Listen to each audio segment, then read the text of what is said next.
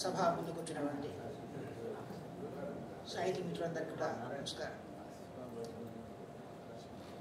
నల్గొండ రమేష్ రాసినటువంటి కూడలి చెట్టు చాలా బాగుంది.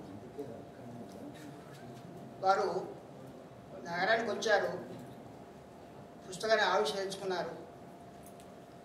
వారు ఈ పుస్తకంలో ఒక వాక్యం చెప్పారు, నగరానికి వస్తే ఇబ్బందులు ఉంటాయి, బంధువులు ఉంటాయి. ఆ బంధుల వల్ల ఇబ్బందులు వస్తాయి. గరం గరం అని ఒక మాట అన్నారు. గరం గరం సుందర నగరం, మంచినీళ్ళ బెంగ, కన్నీళ్ళ గంగ. వాస్తవమే. ఏ ఉద్యోగి అయినా, ఏ వ్యక్తి అయినా పని మీద బయటికి వెళ్తే బస్సు కానీ, కారు కానీ, బండి కానీ ఎప్పుడు వస్తామో, ఎప్పుడు పోతామో, ఏం చేస్తామో మనకి తెలియదు. అలాంటి వసతికి వచ్చి ఇక్కడ ఆవిష్కరించుకోవటం చాలా ఉదాహరణ. మమ్మల్ని అందరూ కూడా ఈ పెద్దలకు పరిచయం చేయడం సంతోషం. భవిష్యత్తులో మరెన్నో పుస్తకాలు తీసుకురావాలని,